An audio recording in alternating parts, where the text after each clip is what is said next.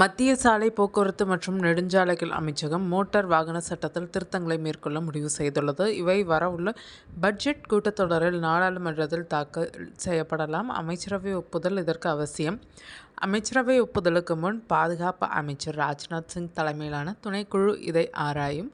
விதிகளை குற்றமற்றதாக்குதல், எளிமையான வரையறைகள், மாசு உமிழ்வு விதிமுறைகள், உலகளாவிய தரங்களுடன் ஒத்திசைவு உள்ளிட்ட அம்சங்கள் இதில் அடங்கும். இவை சமீபத்திய மாநில போக்குவரத்து அமைச்சர்கள் கூட்டத்தில் விவாதிக்கப்பட்டனர்.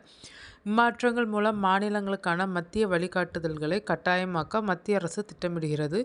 இது சாலை பாதுகாப்பு, வாகன ஒழுங்குமுறை, போக்குவரத்து கொள்கைகளில் சீரான அமலாக்கம் மற்றும் ஒருமித்த தன்மையை மேம்படுத்தும். மத்திய சாலை போக்குவரத்து மற்றும் நெடுஞ்சாலைத்துறை அமைச்சர் நிதின் கட்கரி இது தொடர்பாக கூறியதாவது: அனைத்து திருத்தங்களும் மாநில போக்குவரத்து அமைச்சர்கள் முன்வைக்கப்பட்டு விவாதிக்கப்பட்டனர். சில பரிந்துரைகளும் வந்துள்ளனர்.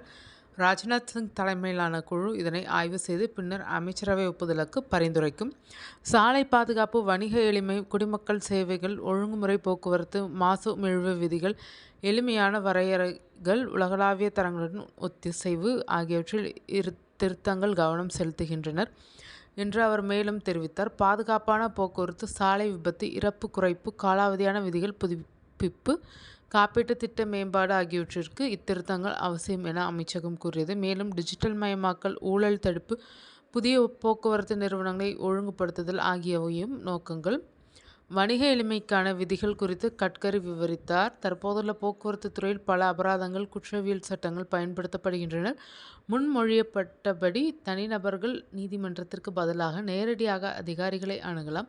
58 பிரிவுகள் நீக்கப்பட்டன. இனி நேரடியாக அதிகாரியை அணுகலாம். அவர் 42 நாட்களில் முடிவெடுக்க தவறினால் வழக்கு முடித்து வைக்கப்படும். இது வெளிப்படைத்தன்மை தரும். சிறிய நீதிமன்ற நிலுவை வழக்குகளை முடிக்கும் என அவர் கூறினார். மோட்டார் வாகன சட்டம் மத்திய மாநில அரசுகள் சட்டம் இயற்றும் பொதுப்பட்டியலில் உள்ளது. மாநில தாமதம் சட்ட வெற்றிடத்தை உருவாக்குவதால் சீர்திருத்தங்கள் நாடு முழுவதும் சீராக அமலாவதில்லை என மத்திய அரசு கவலை கொண்டுள்ளது.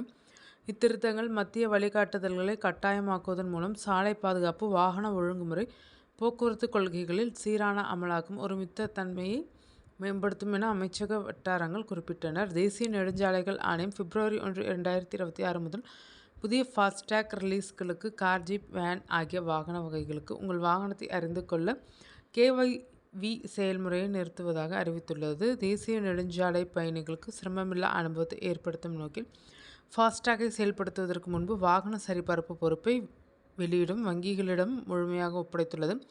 தற்போது வாடிக்கையாளர் குறித்த தகவல்களை KYC அவ்வப்போது புதுப்பிக்க வேண்டிய பல பிரிவுகளில் கட்டாயமாக உள்ளது. இந்த வரிசையில் வாகனம் குறித்த தகவல்களை தெரிந்து கொள்ளும் KYV என்ற புதிய நடைமுறையும் அமலுக்கு வந்துள்ளது. ஃபாஸ்டேக் முறைகேடுகள் அதிகரித்ததே இந்த புதிய நடைமுறைக்கு காரணமாகும். சில லாரி ஓட்டுநர்கள் கார்களுக்கான ஃபாஸ்டேக்கை பயன்படுத்தி சுங்கச்சாவடிகளில் குறைவான கட்டணத்தை செலுத்தி வந்தனர்.